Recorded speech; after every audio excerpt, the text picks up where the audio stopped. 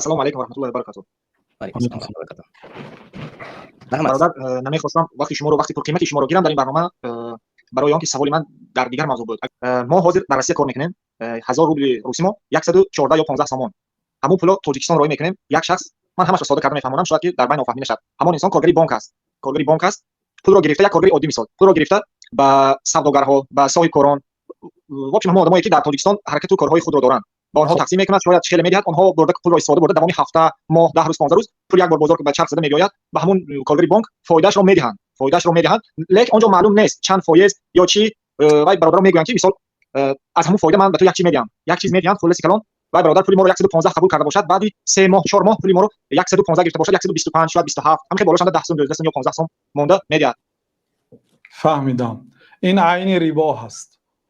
این خیلی کار حرام است برادر عزیز. بنابراین کسانی که مبلغ رهایی میکنیدان اگر باشد بانک هایی که مثلا از روسیه روبل روسی میفرستانید اونا در تاجیکستان برای شما روبل روسی میتن 10,000 میفرستانید 10,000 میتین و حق فرستانیدن میگیرن. اون کمیسیه یعنی که وای حق فرستانیدن در زمانهای قدیم همین اگر سیستم بانک نمیشد چه خیلی مردم پول میفرستانیدند. مثلا با کاروان ها یا با تاجرها پول میفرستانید با حق فرستانیدن همین چیز در بین تاجیکستان از این شهر به این شهر است. مثلا مردمی کانیبادان با خوجند با تاکسی پول میفرستانند 5 سوم یا 10 سوم به تاکسیست میدهند. این حلال است همون 5 سوم 10 سوم دادگیشون. اون گپ درباره اون نیست. لیکن از اینجا 1000 فرستانید اونجا 1000 گرفت. اگر تانید که 1000 روبل 10,000 روبل از مسکو دادید از روسیه دادید و از تاجیکستان هم همین مقدار گرفتید روسی را بعد کی خواهید شما رفته از صراف ها پول به تاجیکی گرداندید این بهترین راهش است. بله به واسطه کارت وقتی که راهی میکنید به طریق اتوماتیکی الکی به اونجا سامان میرد این دیگر یعنی چیزی که در امکانیت ما نیست دیگر. لیکن اگر توانید راه اول را رعایت کنید. البته در آخر زمان پیامبر صلی الله علیه و سلم دیگه به هر یک خانه غباری ریبا می درآید گفتن. الکی سبحان الله از زمانه شده است که از ریبا احتیاط کردن بسیار مشکل شده است. بنابراین برادر یک احتیاط کنید این کارا نکنید برادر.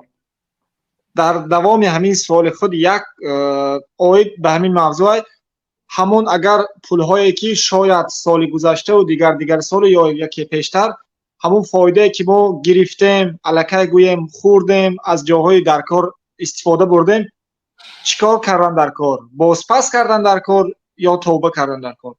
بله من اینا چی کرده بودم صحبتی گذشته درباره همین موضوع گپ زدیم کسی اعتراض بیان کرده است. من گفتم که مثال پولایی که یک سوال دهنده سوال کرده بود که پولایی که از بانک گرفتیم به واتساپ زنگ نزنید برادران در داخل برنامه زنگ میزنید. خلاصه پولهایی که از راه بانک یا از راه ریبا آمد اون نگذارید در دست بانک. برای چی؟ آن آدمی که یا بانک ظالم است ریباخور ظالم است پول زیادتی در نزد او نگذارید گیرید و برای خودتون هم صرف نکنید اون خیر کنید. وقتی که این سخن گفتم کسی اعتراض بیان کرده است که از مال حرام چه خیلی خیر میکنی. بله خیر قبول نمیشد. الله تعالی میگه که ولا تیمموا الخبیث منه تنفقون شما از مال حرام قصد صدقه را نکنید. ولا تیمموا الخبیث منه تنفقون شما از مال پلید خیر و سخاوت نیت نکنید. یعنی نگوید که من چند مراتبه نارکوتیک فروشم و یا با پول ریبا پول به دست بیارم بعد مسجد میسازم یا مسلمان ها رو دستگیری میکنم گفتگی نیت نکنید. لیکن یک آدمی که من به واسطه قمار من چند سوال ها آمد من قمار را بریدم گفت یعنی همین کانکورسی که میگن روشون سیاه میکنن به لهجه مردم جنوب که با این کانکورس هاشون این کانکورس در لغت روسی به معنای مسابقه هست. این هم چخیله که پیامبر صلی الله علیه و سلم 1400 سال پیش گفتن حالی مردم زنا میکنن نامش دیگر چیز میگن عرق میفروشند عرق میخورند نامش دیگر چیز یسمونها بغیر اسمها نامش تغییر میدن، نام قمار را گرفتن کانکورس موندیان. اونا همش حرام است. اون پول هایی که من چندین مراتب بعض انسان ها تنقید کردن که چقدر تو بی انصاف دوملا هستی که یه مراتب درباره کانکورس گپ نمیزنی. اون آدمی که ذره از اسلام با خبر است آیا میدوند که این قمار محض است؟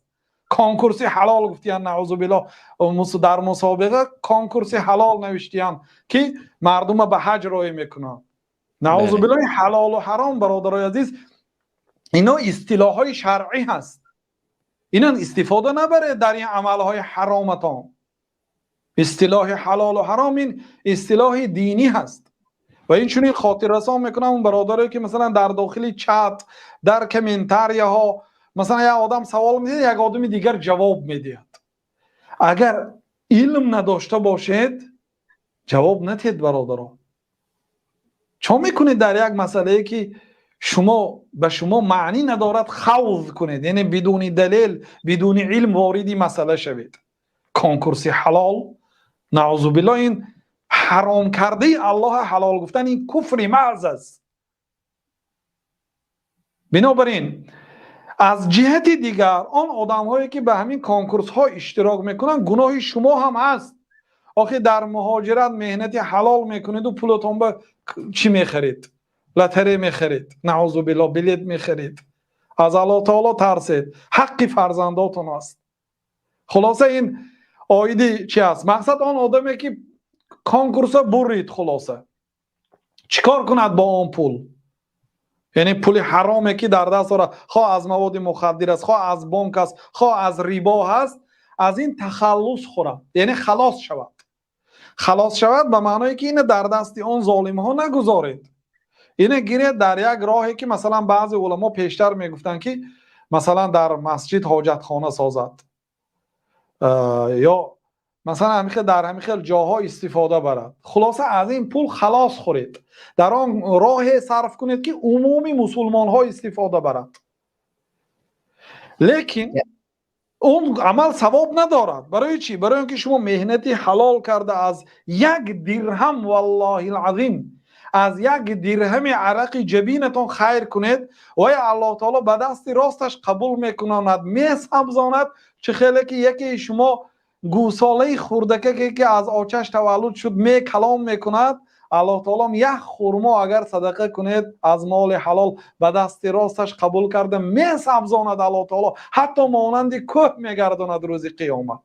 بنابراین وقتی که جناب رسول الله صلی الله علیه و سلم صحابه ها را امری به صدقه میکردند، اگر مبلغ نداشته باشند برآمده مردی کاری میکردند و در پایان روز بعد مردیکاری آن مبلغی که از مردیکاری آوردن آمده صدقه میکردن تا اینکه این عملی این فرمانی پیغمبر صلی الله علیه و سلم اجرا کنن. برای صدقه نکردن خطر دارد، چون پیغمبر صلی الله علیه و سلم وقتی که به صدقه امر کنند و صدقه نکنید این خطر در چی دارد؟ در ایمان شما خلل دارد، در باوری شما به الله تعالی یعنی که خلل دارد. بنابراین صدقه نامیده شد برای اینکه صادق بودن این بنده در ایمانش رو تصدیق میکند. این بنده راستگوی است در ایمانش به الله تعالی. برای چی؟ وقتی که الله تعالی صدقه کنید گفت با یک عباره گفت که من ذا الذی یقرض الله قرضا حسنا، گفت کی به الله تعالی قرض حسنه میدهد، گفت فیضاعف له اضعافا کثیره. بعد الله تعالی چندین مراتب چندین کرته قرض برمیگرداند. به الله تعالی اجازت است که با ریباش برگرداند. یعنی شما وقتی که به الله تعالی قرض میدهید الله تعالی و چندین کرت اضافه کرده میتید. کی به الله تعالی قرض میتید؟ با این صیغه گفت. کی صدقه میکند؟ نگفت. کی به الله تعالی قرض میده؟ اولش این که الله تعالی بای هست و شاهی شاه ها هست. دومش این که الله تعالی نمیمورد که قرض اگر به یک میلیاردر دیدم اون مراد اگر دیگه پول رویانده نمیشد، یا اون میلیاردر شاید خیانت کند، شاید فراموش کند، شاید مثلا زندان شود، دیگه پول شما احتمال است که سوزد. لیکن الله تعالی کریم است وفاد نمی کند، همیشه زنده هست، فراموش نمی کند، خیانت نمی کند، بعدش وفا می کند.